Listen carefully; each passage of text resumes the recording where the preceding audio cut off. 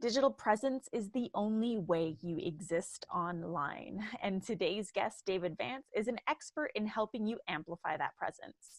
In this episode, you'll learn a simple tactic for creating video content that will help you create a loyal and raving fan base, plus other video creation hacks that will help you get the right set of eyes on your content and gain consistent, unique views. David Vance is an accomplished editor and producer with a decade of experience in television and digital marketing. He's the creative director of Driven Media, where he works with hundreds of clients each year to create exceptionally compelling video and animation. Today's episode is sponsored by How to Conquer Your Bullshit with CPR, my free training that will help you bring your message to the masses. Sign up for the free training at rubyfremon.com/CPR. And finally, if you're new to this podcast or if you're a loyal thought leader and just haven't done this yet, please make sure you take a moment to drop a rating and review on iTunes. I will be forever grateful. Now it is time to dive into some awesome video content creation hacks with David Vance.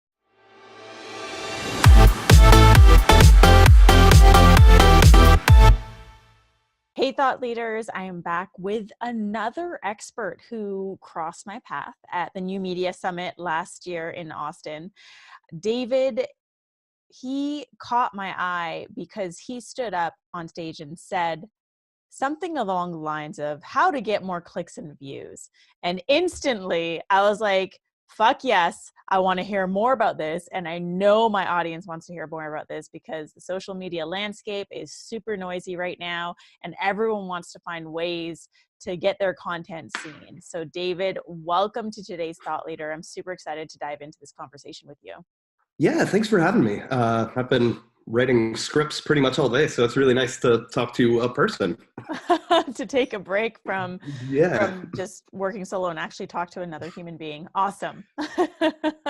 Yeah, it's sort of the curse of any editor or any content producer is you spend a lot of your time in a dark room moving a playhead back and forth. But yeah, it's great to be here. Awesome. I'm happy to have you here. So I'm sure in the line of work that you do, you get a lot of people who are like, David, I just want to get more eyes on what I'm doing. And I feel like that question, that desire, it takes a lot more behind the scenes to make that happen than just like, hey, let me just boost an ad and have this be seen by multiple eyes. Yeah, absolutely. We're getting a lot of that of how do I get more views, but right now what I'm seeing a lot of as well is people ignoring the amount of views they're getting on from the general public. I think a lot of people are still stuck a little bit on the stuff that's been taught since 2008 of getting their back-end funnels all in line, getting their automated processes, and then once they get that all cleaned up and have spent thousands of dollars, they're wondering why they don't have anybody clicking through to it. So I get a lot of people who still haven't come to realize that it's 2018 and that your digital presence is sort of the only way you exist online. But yeah, that's pretty much what I do all day. Now, I come from a TV background. I worked on reality TV and moved to corporate video. Now I'm the creative director of Driven Media and work with hundreds of clients every year to do just that. That's awesome. And so really what you do is you help, and you can correct me if I'm wrong, but you help people like amplify their digital presence, right? Yeah, exactly. We work on the same business model as digital content strategy houses that I've worked at before, but we've adapted it into something that a small business can use who doesn't have multinational arms. Right. So we're doing a lot of content production, content building, and what we're always focused on is what does your overall digital image look like? People will post one video or one thing and think they're good, but what we want to look at is if I meet you at an event and I Google you, what does your overall body of content look like?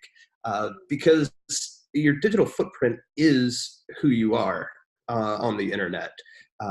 And the thing that I yell from stage all the time is that your biggest gift and your biggest curse as an entrepreneur in this year, in 2018, is that you have full agency over what that digital image looks like that you're putting out there, but they're taking full advantage of that. Yeah. And I love that you say that. Did that answer? Yeah. I mean, I love that you said it's a blessing and a curse, because it truly is. You know, like we have total control over our digital footprint, and we have total control over our digital footprint. You know, shit that you posted, right. you know, 5 years ago, 10 years ago, it's still there. And I know that I've been experiencing some of that in just like my recent pivot in my business. And, you know, whereas before I used to be a self-love coach and all my content was self-love, and I'd be in the top 5 of Google search in self-love. And now I'm like, go away. I don't need more interviews on self-love. That's not what I do anymore. And so I'm in the process of creating this whole other digital footprint. But what's insane to me is how people do devalue the power of content, and they focus so much on the funnels and the back end. And it's like, but what are you putting out there for people to sink their teeth into? What are you putting out there for people to actually create that connection with you? And I'm so glad that you brought that up from the get-go, because that's how I've built my business. I didn't have funnels up until this year. And I've just been focused on content. But I'd love to hear your thoughts on why content is king. Yeah. In just sort of launching off of what you just said, the biggest misconception I see people make all the time is, or they have the idea that starting to produce a video and starting to have a steady stream of content is something that they should put off until they have a larger fan base to consume it, when it's kind of the inverse there.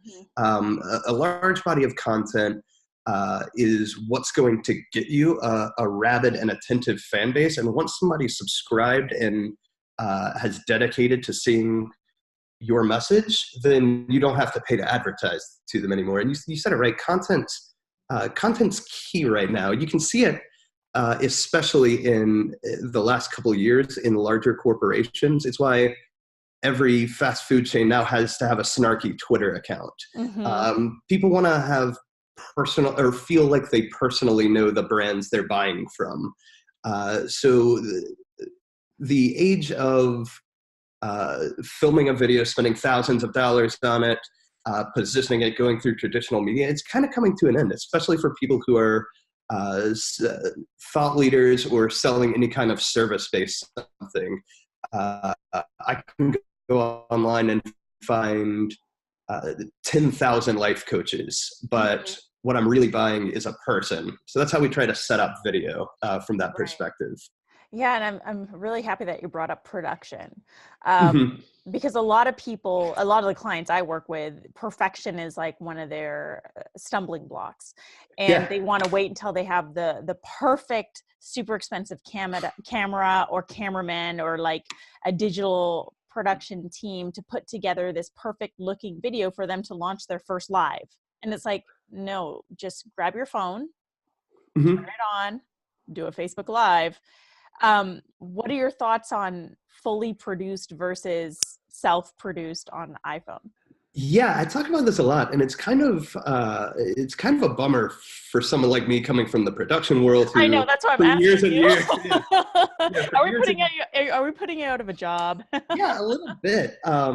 Thankfully, script writing is something that will never go out of style, but we're moving away from it for an everyday thing. The camera in your phone is as good as a top-of-the-line camera was just a few years ago.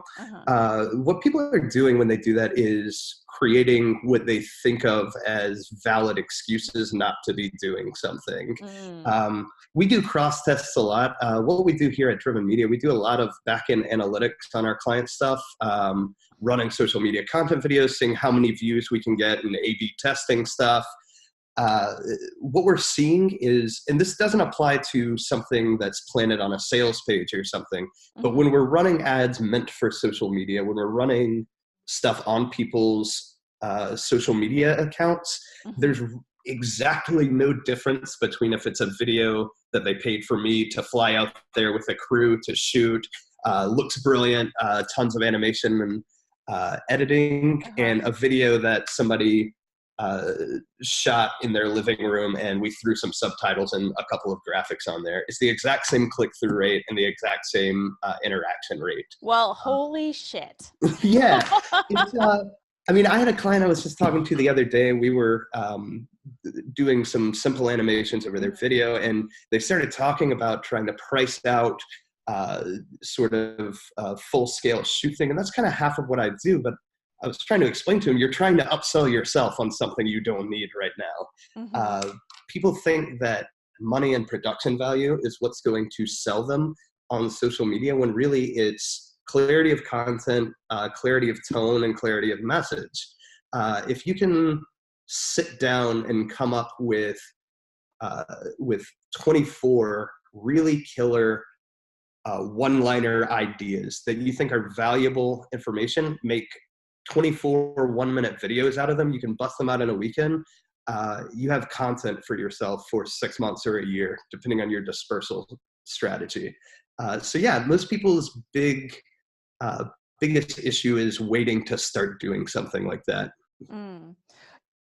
Thought leaders listening, what David just provides you with is really good takeaway. If you have clarity of content, clarity of tone, clarity of message, write down 24 one-liners that feel super clear and aligned, and then go record 24 one-minute videos on your phone, and you've got 24 videos to post. I do it at events a lot. And a way to think about a social media video, a big mistake, I talk about what's one-liner that you think is valuable to a potential listener, is a big mistake people make in scripting these is they're so concerned with getting somebody to take the next step that they forget to actually say anything of value in their 1-minute content videos. If you can provide somebody with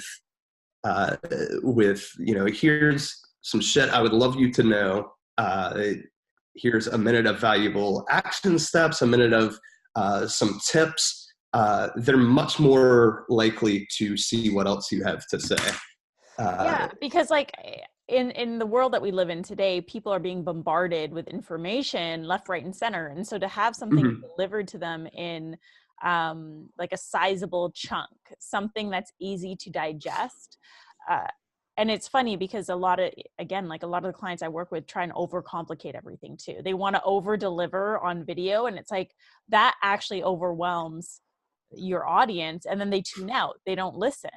So I love this concept of like the 1-minute videos and providing like real actionable takeaways or tangible steps or whatever it is, something that they can really apply, because that makes people want more.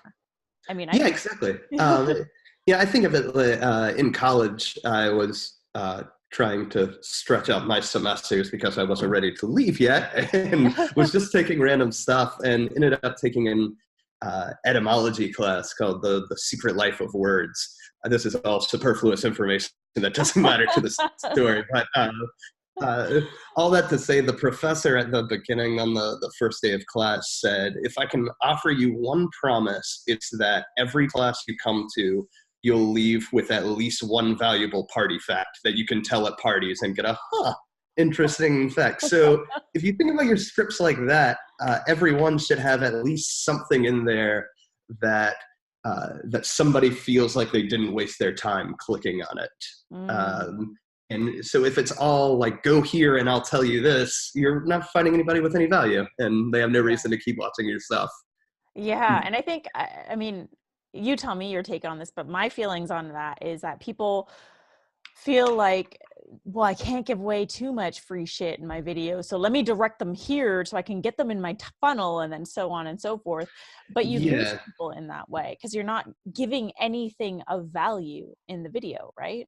Yeah, I mean, it's such a short-sighted idea of, I want to try to have a chance to get somebody into this basket of people and then end up with a 20% close rate. That's the idea of, again, 2008. I think people, your listeners in particular, are trying to start movements, right? And that sort of happens by having a very clear message. And if you can do that on video and social media, you'll end up with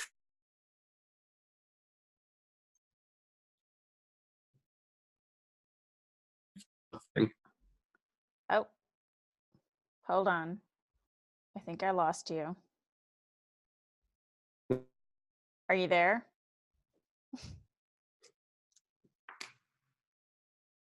Hello? Hi. Yeah, I got you. We're back. We're back. Okay. We can edit that part. Oh, good. Okay. I love it. So To add more work to you. yeah, well, it's not me. It's going to be my editors that's going to be editing this. But so I'd love to talk more about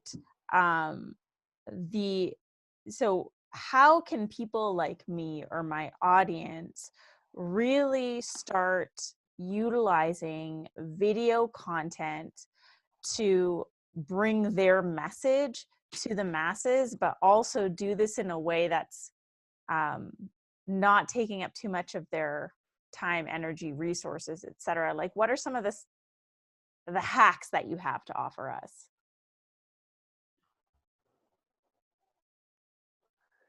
Yeah, I mean, I talked a bit about it just a minute ago. Yeah. With do it all at once. If you try to set aside a time every week to start making next week's stuff, you're going to end up finding reasons not to do it. If you can, literally, the biggest objection we see with video all the time is a money issue. So let's go ahead and eliminate that right off the bat. Okay. The only thing you need is your phone, and ideally a friend to hold it for you, just so you don't have your arm up in every video. But if you can shoot between 12 and 24, that's your sweet spot for content videos. You're positioning for new eyes on media. What those should look like is a brief introduction, maybe, and that should be 9 words long, which is just, hey, David here, creative director of Driven Media. Then you go into the majority of it, which is on-brand content, delivering them, again, something that's of value to them right now. And then we're always looking for a soft call to action. That's as opposed to something that would be on an opt-in page or something like that. It's just offering somebody and letting them know, hey, I've got more stuff. So that looks like, hey, if you're looking for any more tips, check out my page. I've got you covered. Can't wait to see you there. Just something like that. We always try to hone in at under a minute. I think people argue about, or people oftentimes worry about not having enough to say, when in reality, it's most of the time the opposite. We do this for a couple of reasons, but mainly because when we look at abandonment rates on videos, or rather when somebody stops watching at a time, it approaches upwards at 60% after the minute length. So we want to get somebody through your entire message and to an end tag before they click away, essentially. If they watch all the way through, that's a win for us.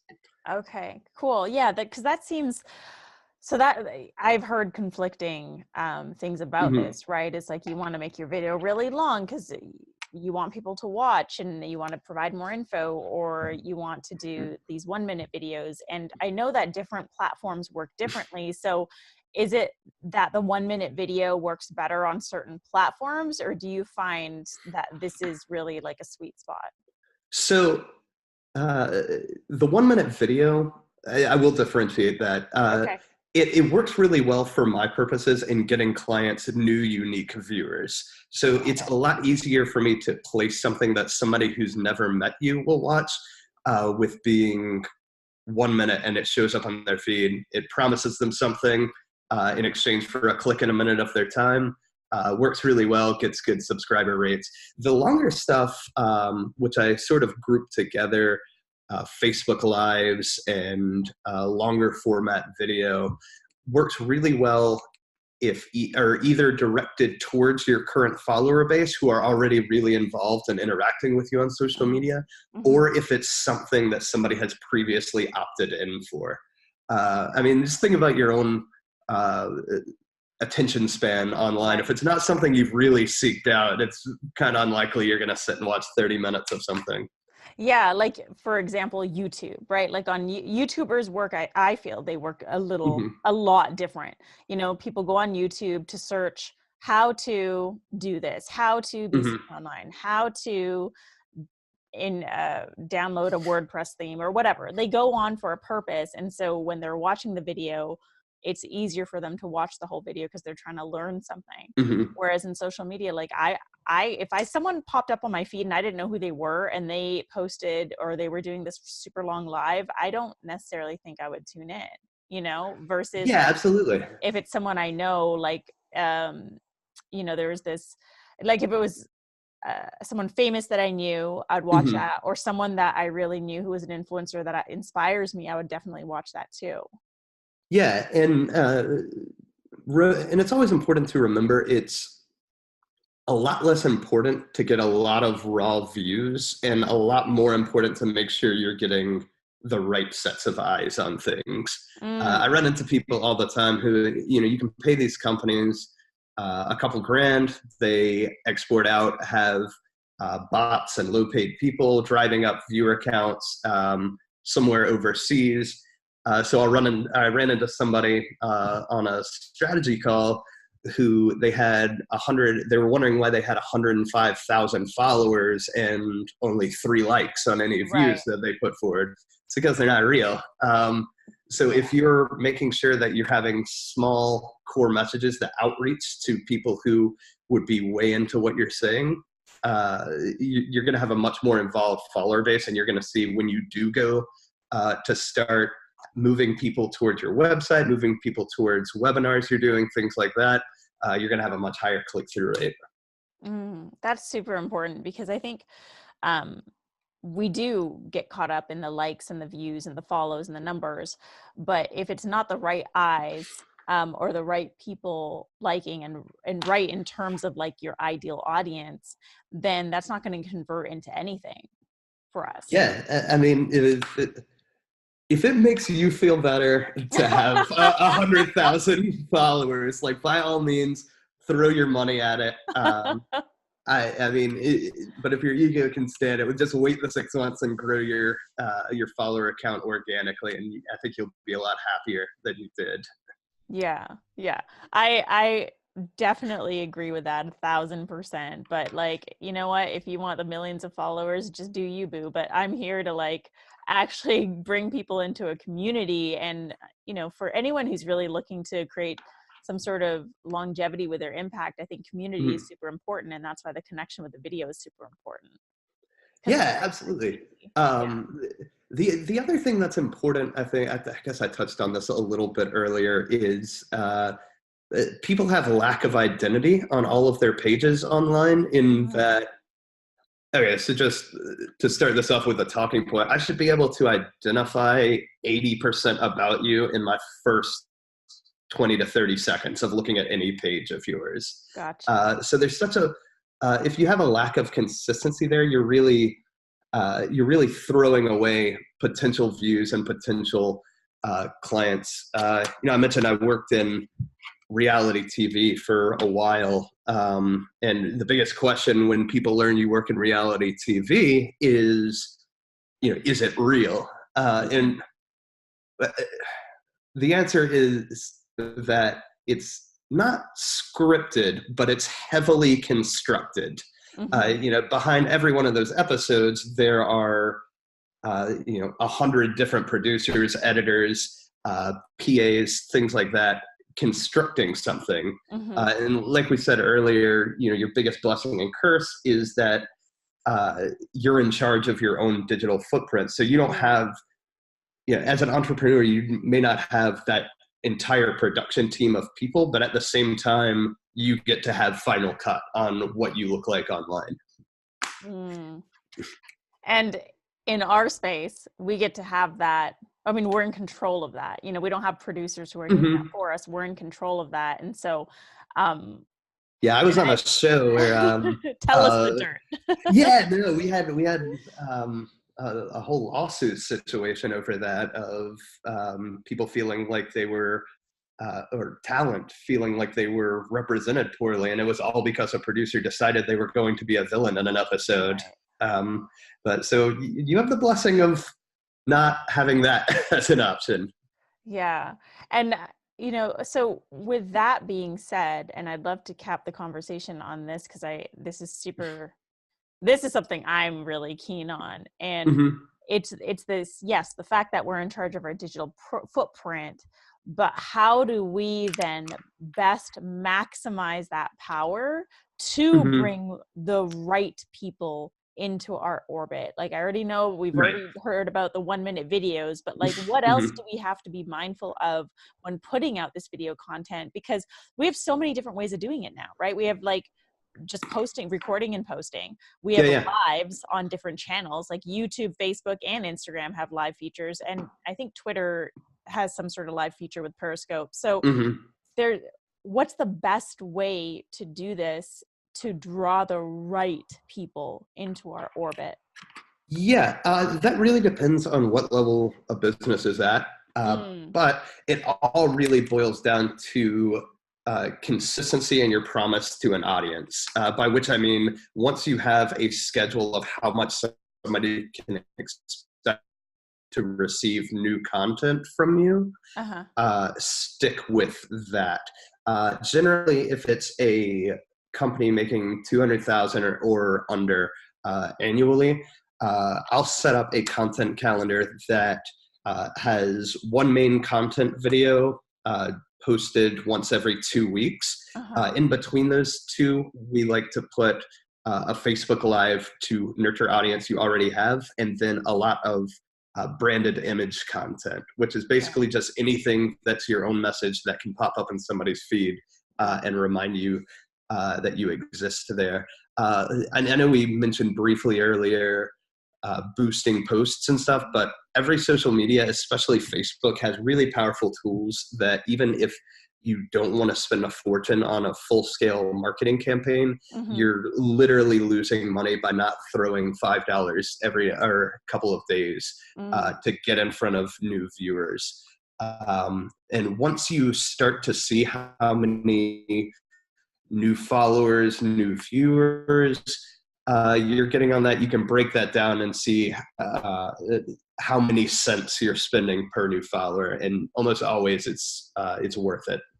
yeah. Um, but we focus on Facebook because it has, I find, the best analytics tools. Mm-hmm. Instagram is kind of with that as well. A lot of people want to go toward LinkedIn because they find that that's where their audience is a lot. And I don't think it's there yet as far as a platform for what we're trying to do Mm-hmm. of developing a following, developing a solid fan base. Mm-hmm. I think it might get there in 3 to 4 years as younger and younger people start using it as a real social network. Right. But we're not really seeing the click-throughs to it.